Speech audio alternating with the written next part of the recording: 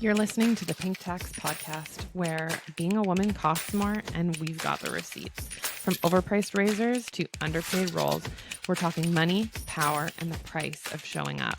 Let's get into it.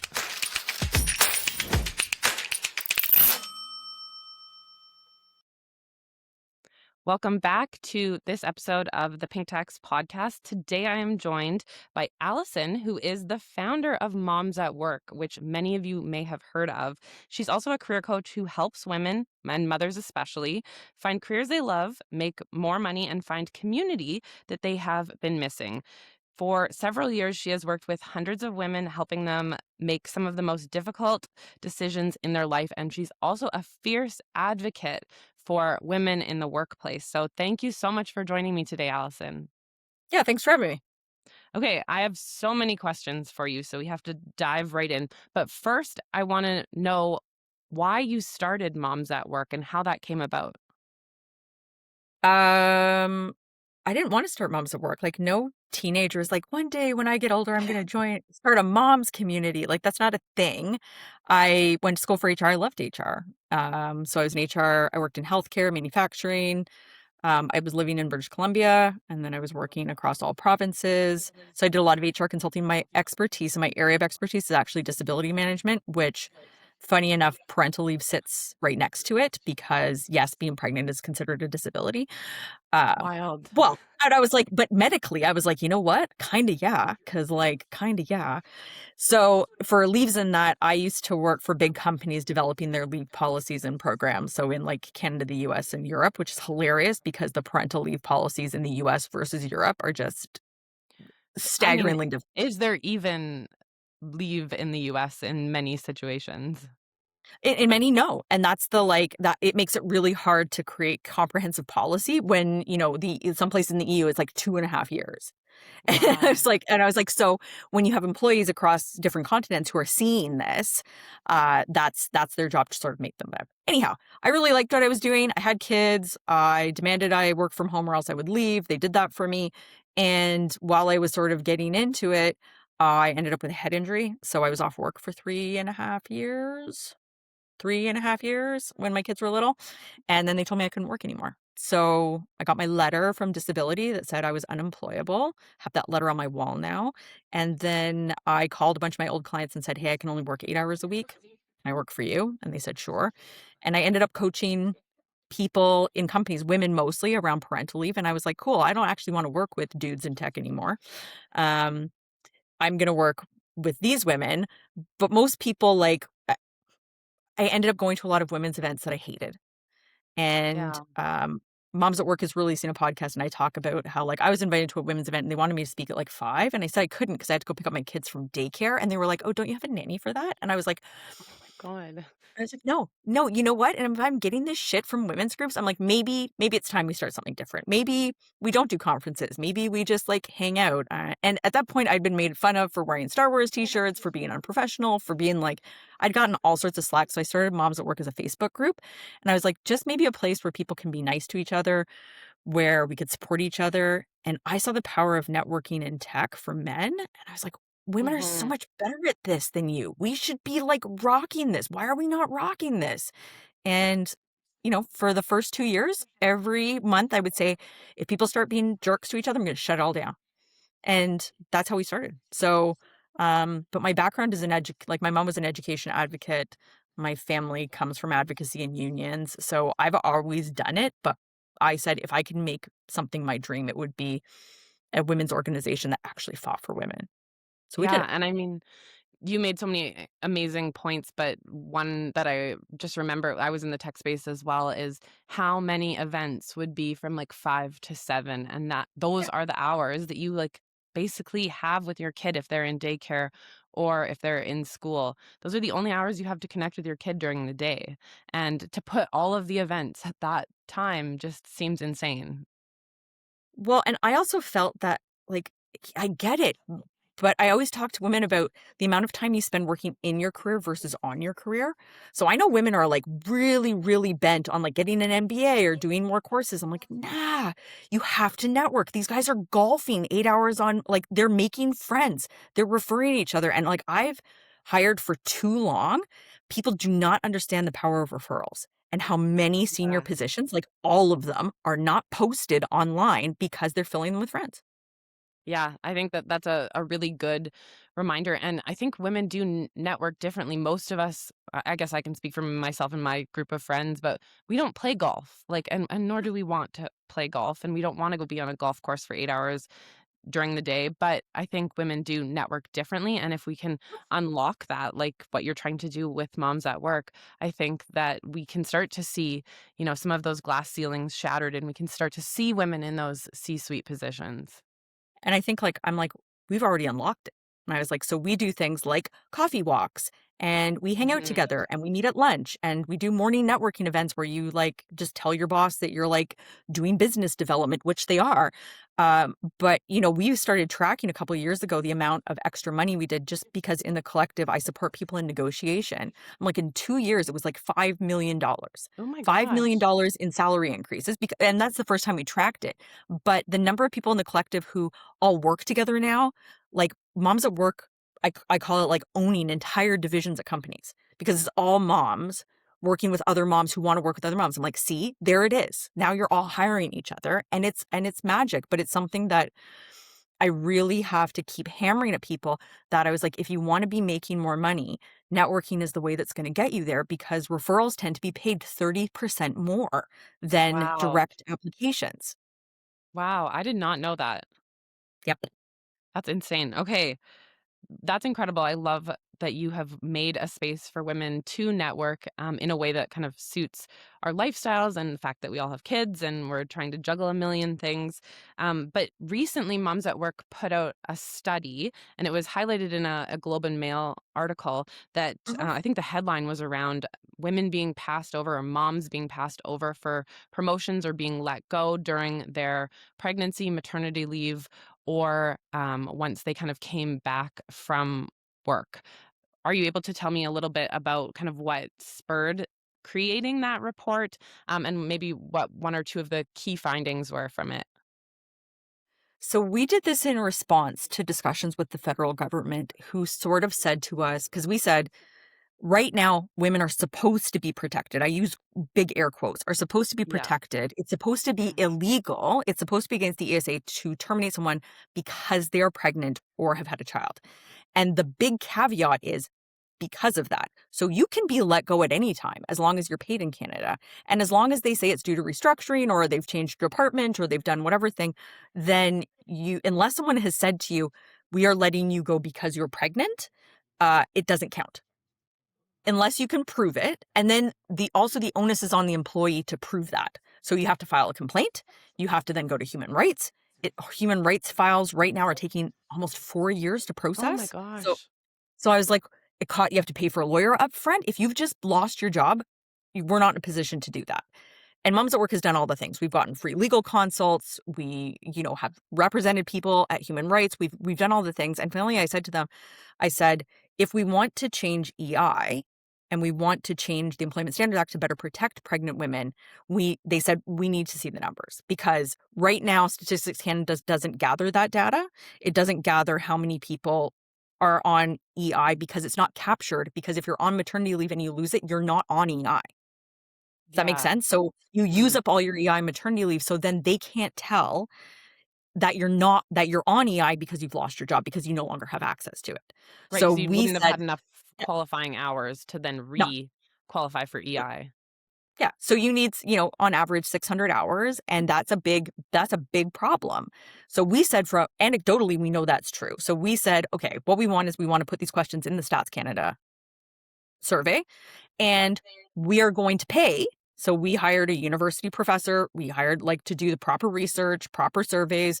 Those things are expensive as hell, and it's Yeah, worth it. And we had to do it for only people who had given birth 2022 and 2023 because we didn't want COVID to impact those of numbers. We course, didn't want yeah. people to throw it out and say, yeah, but COVID. So we Mhm. did. The average redundancy rate in Canada is 3%. So if you're a normal person, the chances of you losing your job were about 3%. For women who are pregnant or had had a baby within the last 18 months, it was 15%. Jesus. Ugh, I just got shivers. That Right. is just such a big number compared to kind of what the average rate was. And I'll share this story, but when I was kind of it was during the pandemic, but I was up for a promotion at the company I was working for, and once I told them I was pregnant, that promotion got pushed, and then they wouldn't talk to me about the promotion while I was on mat leave, and then when I came back, they pushed it again another year. And I don't think that is being recorded anywhere.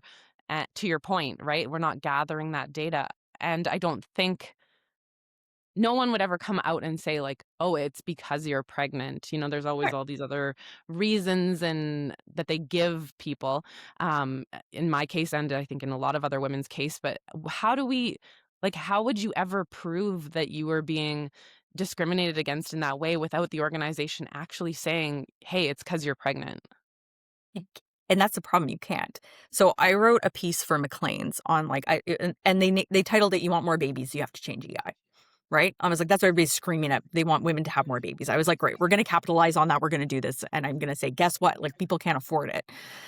And listen, to your point, our survey also showed that 25% of people were denied promotions. 1 in 4 women coming back from leave they were told, you can't have a promotion. That's Ugh, it. So, like, these experiences are not unique, and when people come into Moms at Work, they think it's just them, and they meet this whole series of other women who are like, no, me too. Me too." But because I came from disability management, workers' comp in Alberta and WSIB in Ontario have what's called Section 41. It's a reemployment clause. It means that if you were injured at work, so the qualifier is injured, you are guaranteed a job for 2 years, 2 okay, years after that injury date. That means that if they do terminate you, it is on the employer to prove that they have done everything within their power to find you a job. So okay, they can reassign you, rethink, and it's incumbent on them to do the work. If they then show you that they don't have a job for you, the WSAB then plays for retraining to help you get a new job, and you get interesting. payment during that time. So the legislation already exists for men, because remember, WSAB was created for men in trade jobs.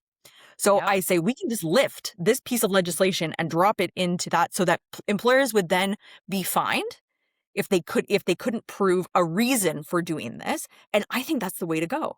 I think absolutely. that's how the new pay transparency laws work. Like, you get fined. Yes. And for WSIB, it works, right? Absolutely. Like, I think any company that's gonna get fined or have to pay someone out for 2 years or whatever it ends up being, is going to try and avoid that. yeah. So we have to update the ESA. Usually how we do this, we start in smaller provinces. We get them to change it there, like PEI or whatever, and then it rolls out. That's how we did pay transparency too. We started in PEI, it moved to BC, and it ended in Ontario. And by doing that, most Canadian employers are covered. Yeah, Alberta, as I'm sure you know, tends to lag behind on the equality, legislation. So what we do for so you know what, like, Alberta, we're not going to win things, but if every employer in Ontario is mandated to share their salary, every federal employer is mandated to share their salary, which, all of the energy companies, whatever, are federally regulated, so they have to. If BC, which is right next to them, has to, and New York and some of the U.S. states all are Yep, required to share salaries, I'm like, then Alberta is left, like, with no choice. Do you know what I mean? Like, you exactly. can force Yeah. people into a box by doing that, and that's how I've always done legislation. Like, it doesn't have to be perfect. We're going out at 2 for 10, but I know I'm not gonna get Alberta, so I'm gonna get everybody around them. Yeah, no, that is a good strategy in doing it. Um, so let's talk about EI a little bit more. So for I guess anyone that doesn't know right now, EI or maternity and parental leave fall under employment insurance, Yep. which is not great. It is also capped at I think what is it, 26 or $2,700 a month. So it's 55% of your employable earnings up to a max. And Yeah, for a lot of people, that is a big cut when it of course. comes to being on maternity leave for, 12 or up to 18 months. You're not getting enough money to ultimately probably even pay your mortgage in some situations, especially in more Right. expensive provinces. So if you had a magic wand and you could completely change how EI and how maternity leave was structured, what would you do?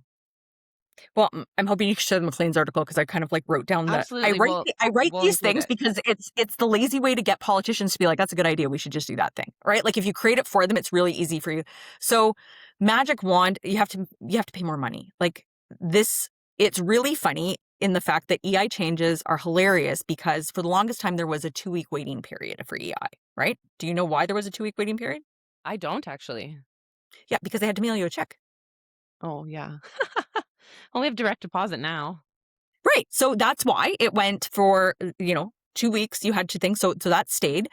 In insurance, usually you have a waiting period, and that waiting period is a week. So that changed when men started getting parental leave because they said, Interesting. what's this? Like, why would I have to do this? Suddenly, when men want something, magically, poof, it disappears. I'm like, we'd been talking about it for years. And like, suddenly, people who are, men say this thing, suddenly it changes. So I was like, great. So we're getting a lot more movement on EI because men are getting parental leave now too. And they're saying, hey, this is ridiculous. This isn't enough money to live on. This isn't enough money. And suddenly when men get angry and they want stuff, suddenly things change. So A, it's got to be paid more money. Two, $10 a day childcare was a product of Quebec did it first. And I think EI changes are going to be a product of Quebec did it first. So in Quebec, QPP, they have a separate parental leave pot of money. So parental leave is separated out from EI. I just want to remind anybody who's listening, though, I'm like, EI was designed in the 70s. It was designed Yeah. specifically for unemployment, specifically in trades and fishery, like seasonal employment. So fisheries, forestry, things like that. It wasn't meant for what's happening in 2025. The other big thing I'm fully aware of is I'm like the majority of people now are moving towards gig work, self-employment, and EI isn't covering them either. So I think that there's a very, very compelling case for rebranding universal basic income. Truly. Like Absolutely. I think that's the better way to go. I think it's easier to lay out for people. I think it's less complicated. I think it's easier to redirect money. Um, and also like we're qualifying for parental leave, sick leave, disability leave, child leave. Like we have hundreds of leaves, which is great, but I'm like at some point we need to simplify this. So I I would love to see that. In the meantime, we're hacking EI apart a little bit. So we've done things like they just passed a bill federally, which will change it. Right now, if you lose a baby while you're on EI, they cut you off because you're no Oh, longer on maternity leave. And they put you onto sick leave benefits, which means every 2 weeks you have to call and tell them why you're sick, like why you're oh on my sick God. benefits. It's awful. So Terry Beach and Karina Gould put forward legislation we were involved with that said, hey, maybe we can just not do this. Maybe we can just like leave the 1,600 families a year that this happens to alone while they grieve for their baby. And Yeah. everybody agreed. Every conservative, there are people who lost babies. The other thing that they're doing is they're adding adoptive parents. If you can believe it or not, adoptive parents are not entitled to the same EI leave as parents who birth children, which is wrong. It's wrong. 100%. Oh my gosh, you're still raising a tiny human. Right. So I think that there's so much to change. I think that reasonably with what's going on in the world right now, I'm like, they dropped the federal budget. Our Mhm. federal government is dealing with the US. So I know it's not going to be a priority, but we can pass pieces of legislation to make it more accessible and more accommodating to make it accessible for more people to use. Totally. And I think, self-employment and entrepreneurship Mhm. is definitely an area where I think that there's room for people to receive those benefits because just because you have a baby doesn't mean your business stops. And to not give, a large portion of the population that access to that benefit, I think is unfortunate, and I think is putting people in situations that are kind of maybe more similar to the U.S. where you're going back to work after a couple of weeks or you're trying to work in the hours that your baby is sleeping when you should be resting. Yeah, and I think, like, I had a baby, and I was I had 2 kids where I got EI, and I had 1 kid who was an EI, and I'm like, I wouldn't have taken it. Like, that's just the reality of, like, self-employment. I'm like, Yeah. I took a month off. Um, Even like, I can't think of a system that would actually work properly for entrepreneurs. So I saved my own money so that I could have a lot more flexibility with it, but also I didn't want to. Right? Like, Yeah, so that's my true. first, I took 12 months. My second one, I went back earlier. I went back at 10 months. I was kind of done. And my third one, I didn't want to. So I think that giving people options. I think it's wrong to assume that every person wants to take 18 months, 12 months, like I've had lots of things. So I want to be open to that as well. But then those people also feel like they're getting screwed because then they're not getting all the money. Do you know what I mean? Like they're not getting the full amount of money because they're choosing to go back to work earlier. Yeah, I wonder if there is an opportunity, like, I think South Korea does this, where they just give, like, a lump sum of money to Yeah, new baby bonus. families. Yep. Pardon? And we have that, right? Like we have a Canadian child, like with child benefit. They give you a lump of money. Yeah, So I think there's compelling cases for a lot of different things. We have so many other pieces of legislation in the way that make it that they grind up on each other too much. So yeah, like the Canadian child benefit, and like I think there just needs to be someone be like, okay, let's look at all of these things, which is what I did professionally for years, and say like, how do we make this run better? If they're talking about efficiencies, I'm like, this is one of them. absolutely. So, we talked a little bit about EI and maternity leave, but in the report, I thought that this statistic was a little bit wild, but 76% of respondents felt that their employers were supportive in theory of them coming back to work, but the reality was quite different. So I'm curious as to why you think there's such a gap between kind of what employers are intending or saying that they're going to do and the actual implementation of support of parents re-entering the workforce. I think that two things. One is that employers sort of like they talk a good talk until they're asked to do something. And this is coming from someone who was in HR for a long time, right? Yeah. Like I think that the intentions are good. I think that the discrimination is so strong. Like, Claudia Golden won a Nobel Prize in economics for the for her work on the motherhood penalty. It's very real. The Love her. discrimination is very real in that and I want people who are listening to this, even if you don't have kids, even if you're never going to have kids, it doesn't matter. They assume you're going to and that you're going to be less valuable to them. And so I Yep. think every woman who goes on their first maternity leave says, oh, that happened to someone new. It's never going to be me because I'm really good at my job, or I'm really smart, or I'm really well educated. And the fact is, they don't give a shit.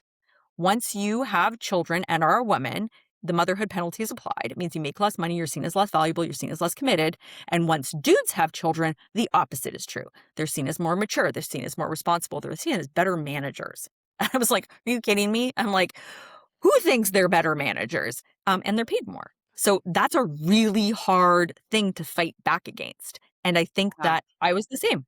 I was like, I'm not going to change. Children aren't going to change me. Everything's going to be the same.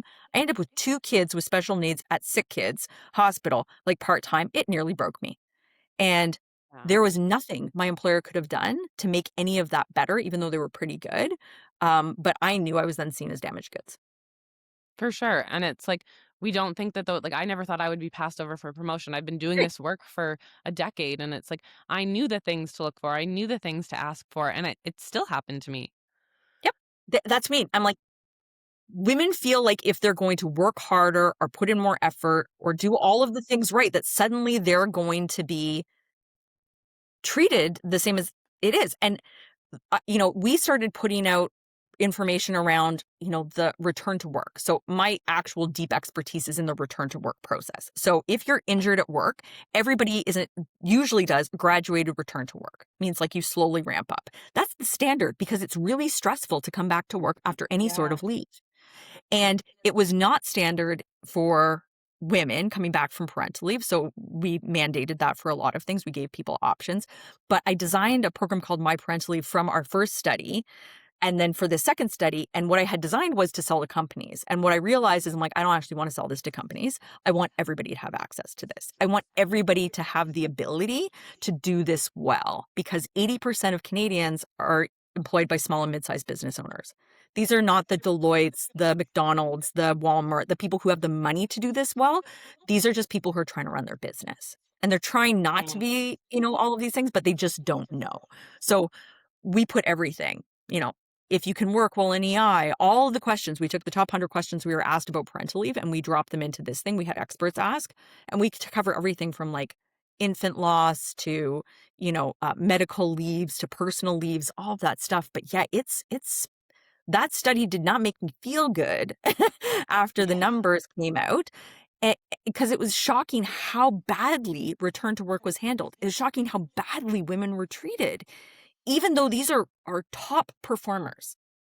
Top Yeah. performers. It didn't matter. It didn't matter who you were. Oh, that is it's so frustrating to hear, and it's I've seen it in the workplace, I experienced it in the workplace, and it's Yep. like, I don't know if it has to be a legislation thing or if it has to be us demanding it from our companies or a combination of both, because I think when you have, over 51% of the population being women, I we have to start to move the needle on some of these things instead of just, like, throwing women back into the workforce and saying, like, "Figure it out, and we're not gonna give you any support, and you may not have slept for 3 days, but we don't care." Uh, and I think it's legislation for the base thing. I was like, because only certain types of women can push back at work, right? Yeah, that's a good point. If you're white and wealthy, go for it. I'm like, if you're a black single mother who works 3 jobs, I'm like, please don't. Please don't. Yeah. Please keep your job so that you can feed your damn children, right? So No, I think there's something to be said about, like, there's certain types of people that should be doing it, and even then it's dangerous. Even then it's for dangerous. sure. So what I like to do is I refuse to let companies fall under this, well, it was a company decision. I'm like, no, it wasn't. It was made by you. And you are a person and you have responsibility. Your board made this decision, your CEO made this decision, your CTO made this decision. So whenever I'm doing HR consulting, which I did all until last year, I was like, are you willing to put your name next to, this is the decision we made? And if you're not, then you're not doing it. Because that's how that communication is going to go out. Not X tech company has decided to return people back to office. Brad, Mike, and John have decided to move people back to office. And it is shocking how many people don't want to send out that message. That's a really good reframe, and I think, if there are people that are in leadership roles listening to this, that is a really great way to make change within your organization, because I think, Right. to your point, so often we're like, "Oh, it's just like company ABC said that they were gonna do this." And yeah, there isn't that accountability that you have with putting your actual name beside a policy. Right. Which is why I'm like, if anybody's running an ERG group, I'm like, don't do it unless you've got the CEO buy-in and that they're willing to sign off on every single one of your annual letters, that they have buy-in in the stuff that you're doing. Because I essentially see ERG groups, like employee resource groups for women, as mental load.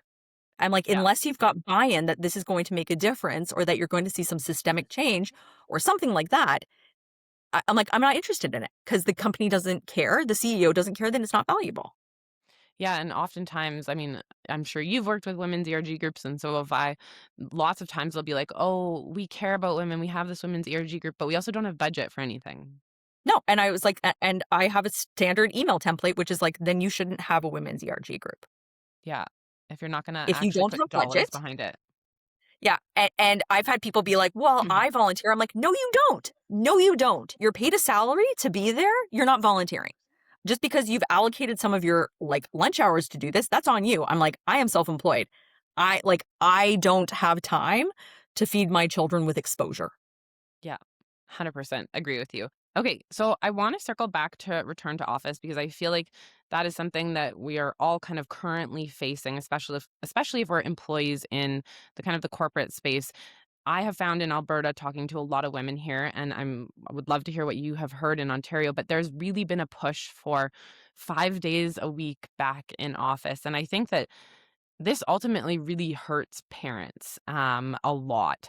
And there is no flexibility given to, potential daycare drop offs and pickups. And, the one that really hurt me to hear this past couple of weeks is that, as you probably know, the Alberta teachers have been on strike. And a lot of offices were saying, like, nope, you can't work from home. You have to use your vacation days if your kids are on strike, or if the teachers are on strike for your kids' school.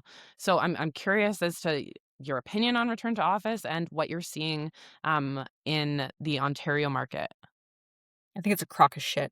I think that employers got everything that they wanted during COVID. During a mass pandemic, employees were willing to continue working, to work from home, to pivot, to work with their kids all over them, like to take care of parents, to watch their parents die in long-term care homes. I was like, and employers were super happy for you to do it for them, and they were so thankful. And, they called everybody heroes and taught Yeah. like pots and pans. And, and I was like, gee, tell me who you really are. And it is 1,000% a control thing. Yeah. They employers were stuck with an employee market, so there were more jobs available than people. Wages went up, flexibility went up, they were willing to do all sorts of things, and the return to office is 1,000% a coordinated effort between the government and, like, major corporations. And I'm not or like, this is a theory. I was like, all of the government employees were mandated back. And to ease that blow, they made the banks and stuff go first, Hmm. right? Why do you think they did that? Hmm. Because they are some of the largest landlords in existence. Yeah. None of this is about employees. No bank is thanking their employees. No government agency is saying thank you to our employees for, rolling out CERB in 2.5 weeks, working overtime. I had friends who worked in the prisons during COVID. I had friends who were on public health lines during COVID. I had friends who were first responders who are working 3 24-hour shifts in a row. This is how, capitalism says thank you. They don't. They don't. And it's part of So the reason I'm like, I run Moms at Work the way I do, but I went on the CBC, they didn't even kind of warn me. They wanted me to talk about return to work mandates, and they put me up against a woman who ran a store in the Path, which in downtown Toronto is like the shopping area for back to works. And she was talking about how excited she was and how good it was for mothers to have some self-care time. I lost it. I was like, what a demeaning insult. I'm like, the Path is not a community. Give me a break. And also, what does this do to all of the community run small businesses who thrived from work at home? Gyms, coffee shops, grocery stores in small towns, in smaller towns. I'm like, we were building ecosystems outside of downtown cores. And I think that a moment was really lost there where we could have reimagined how people work and live. And I hope, I'm tired of talking and giving name to these big companies who do shitty things. Like, I I never ever, I'll say it now, I never talk about Amazon anymore because I find them so disgusting. As an organization, as a company, as a culture, as a product, I find the whole thing just very distasteful. So, but what I do want to give voice to is all the small and mid-sized run businesses who are being flexible, who are giving their employees things, who are treating people like humans. I'm like, I have said it on LinkedIn, I'm saying it again. I'm like, I'm talking about the good things now. I'm not yeah. letting this take over the narrative because they're crap. They've shown they're crap. They're still crap. And we can actively, women control 85% of household spending. You can take all your money and move it to a new bank. You can take all your money and decide to not shop on Amazon. Target has been shown in the US. I'm like, boycotts work. And so Yeah. I don't understand, if we're so furious about return to office mandates, why we're not saying, okay, you know what? Thanks, RBC. Nope, moving my banking to a credit union where they still allow flexibility.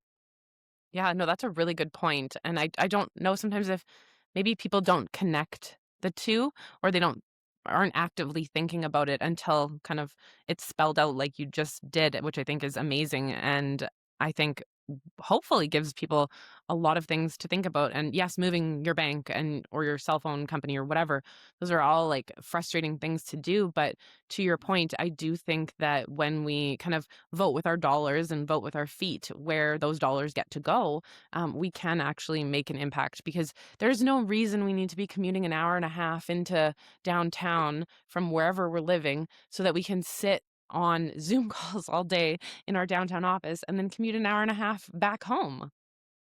Zoom mandated people back to office. I'm like, if It's the insane. irony is not lost on anybody, it should be when Zoom mandates. I was like, you're disgusting. All of this is disgusting. So I just remind people that I'm like, they're very willing to work with you when you give them their money. If you ask for things like flexibility and that, no. If you're a customer, yes. So I'm like, Yeah, that's a find good out where point. you hold your power, and also recognize the fact I'm like, when I bought a car, I asked other moms which car they had bought. Guess which neighborhood of moms all have the same car now, Mhm. right? Like, this is powerful. These are not small purchasing decisions. These cars are like 40 grand.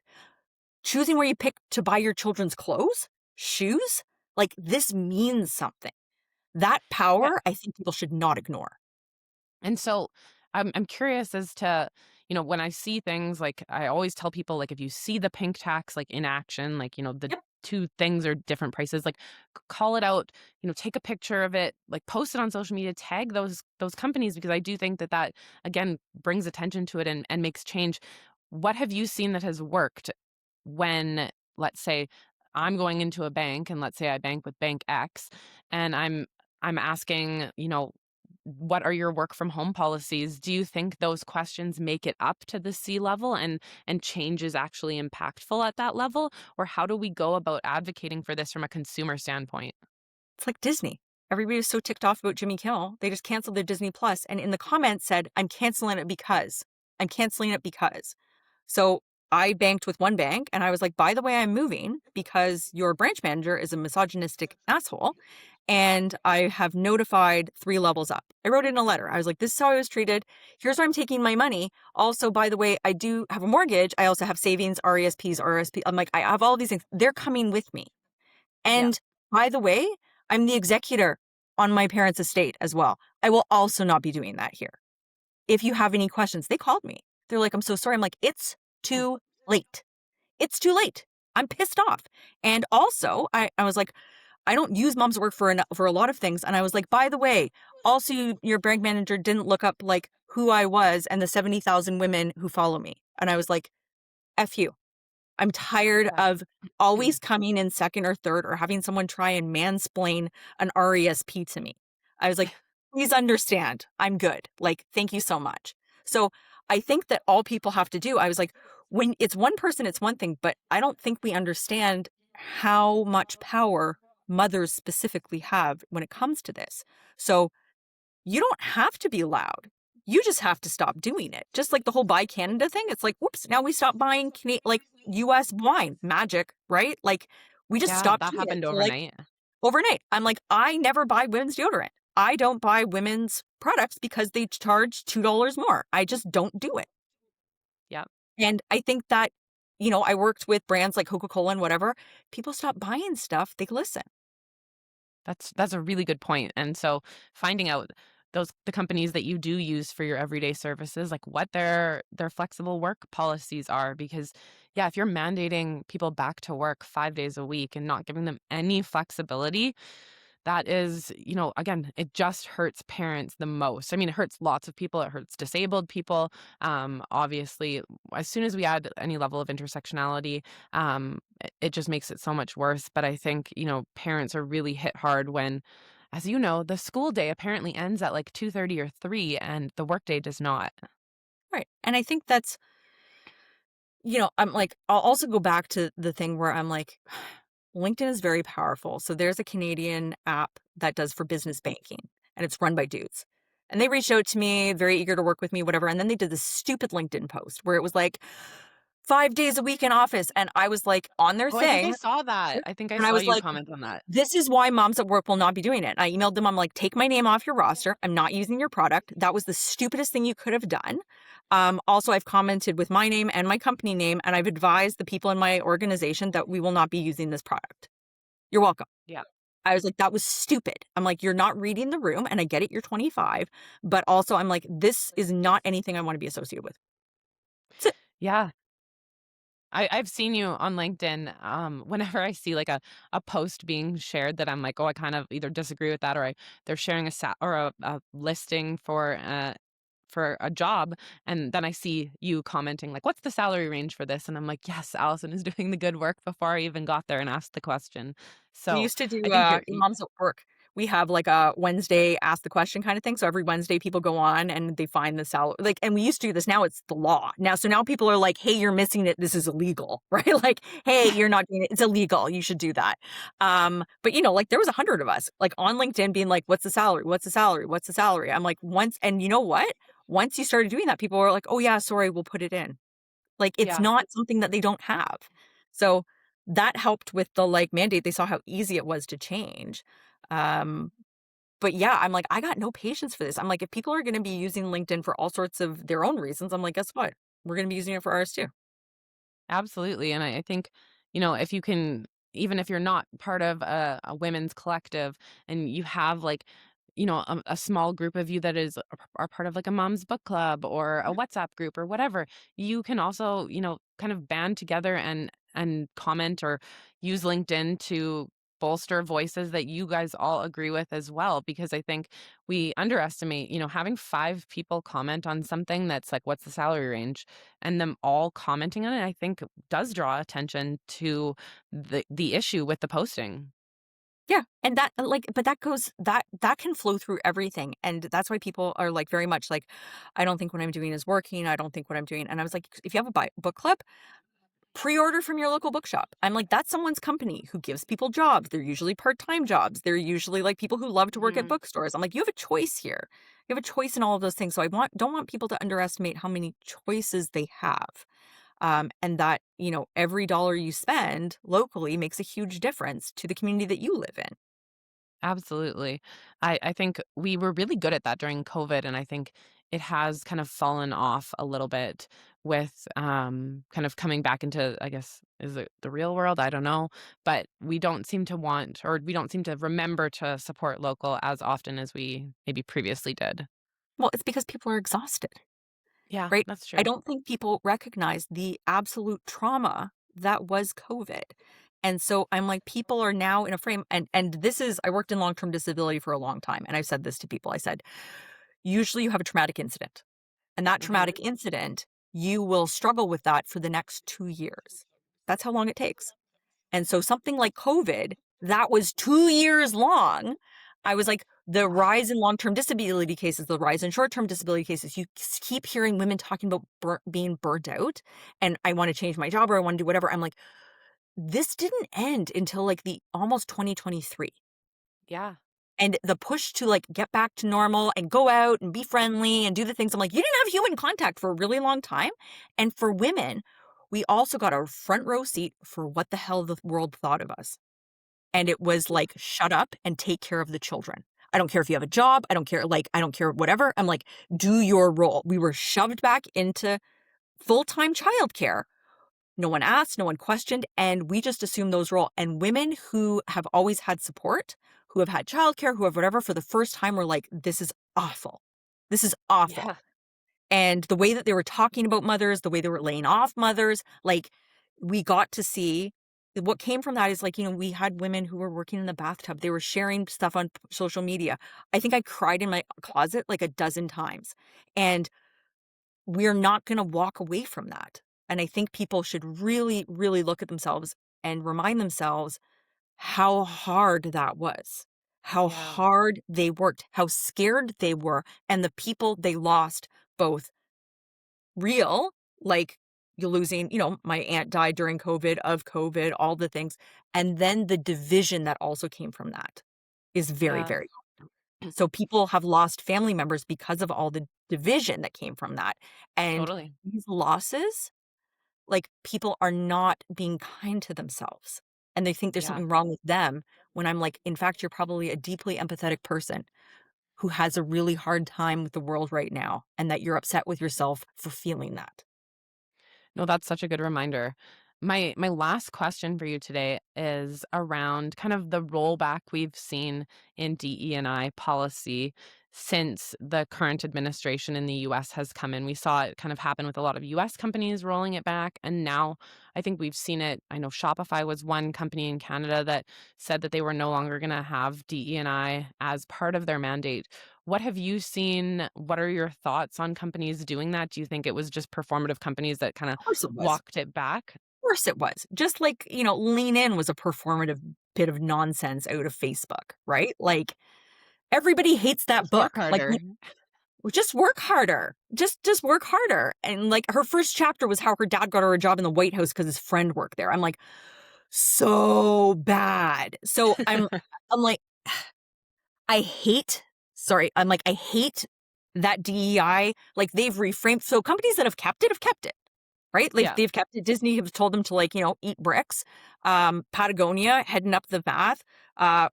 Organizations in Canada still have them. Canadian Blood Services, all sorts of places still have DEI departments. Companies that were doing the work anyway, like, of course they're not going to get rid of it. It's important to them. But I was like, shocker of all shocker, banks rolling back DEI. Shocker of all shocker, Amazon like rolling back DEI. I'm Right. like, have you I don't think this is a thing. I think that it hurt Black women. I think Mhm. that the number one group of people who are being laid off now is Black women, and I think that's messed up. Um, and I think, DEI is part of that, but also like the speaking gigs, the demands for more women on stages. I'm seeing panels now of dudes all again. I'm like, I what see happened that here? too. What happened here? Right? We're not less of the population, but Yeah, like like you those couldn't find one woman, you didn't look very hard. No, or they have dudes come in to talk about, like, women's health. I'm like, "No! Stop talking about, like, Ugh, my uterus. Stop talking about it." seriously. Yeah. Yeah, Yeah, so I think I'm like, I think that wasn't a shock, but I also count return to work office mandates as a rollback of that. Like, totally. these are not inclusive. No, I agree with you fully. Oh, well, we have so much work to still do, obviously, in this space. And I'm so grateful that you are, leading the charge when it comes to moms at work and the advocacy work that you do with the government, but also within the community. Where can people find you online? So best place to find me is on LinkedIn. You can follow me there because I have way too much fun on LinkedIn because I'm self-employed, Yeah, and now I have to I stop will you there. never be able to get a job. Just so everybody's aware, now you have to support moms at work because no one's ever going to hire me because I keep going off on LinkedIn. Um, we have a free Facebook group, Moms at Work Facebook group. We have a mailing list. We spend our time. The collective allows us to find a ton of free resources. So we do a lot of work that I say, you know, makes other work possible. So we have a lot of free resources for that. So I will say LinkedIn, Facebook. You can Google Moms at Work. We're also starting a podcast, Moms at Work, about Oh, the things that we talk about. Yeah, fun. Um, exciting. can I leave people with a final thought? Of course, please. I really want women to think when they're listening to this. I want you to think, are you really, really sad? Or are you really, really angry? Mm. Because for women, anger is a bad emotion and we lock it down as though we think we're sad. And I want people to recognize the absolute power that comes from getting angry. No, that's such a good point, I think. Obviously, we don't like angry women as a society, and Yep. there's many, many examples of that across history. But, taking that anger and channeling it into doing the advocacy work or calling out companies that aren't, having policies that are inclusive, I think we actually do have the opportunity here to make a lot of change. Right. Because angry women don't do the bad things that angry men do. When Yeah, angry that's women true. get We're not angry, violent. no, when angry women get angry, we get organized and we get I love that. determined and we get powerful. When angry women get angry, we get organized. I think we need that on a t-shirt. There we go. New stickers, moms at work. Absolutely. Yeah, see, right? We get Amazing. Well, organized. thank you so much for joining me today. I really appreciate the conversation we had and obviously all of the incredible work that you're doing. Thanks for having me. I'm glad we made this work. This has been years in the Absolutely. making, right? It really has. So, thank you once again for joining me on this week's episode of The Pink Tax. And that's a wrap on this week's episode of The Pink Tax. Thank you for joining me on the front lines of financial fairness. Remember, understanding the cost of being a woman is just the start. Now it's time to demand your worth and build your wealth. Don't forget to subscribe so you never miss a step in dismantling systemic inequality and securing your financial future. If this episode sparked a fire in you, take a screenshot, tag us on social media, and share it with a friend who needs to join the movement. Until next time, keep your wallet guarded, your eyes open, and let's keep fighting for a world where pink is just a color, not a tax bracket.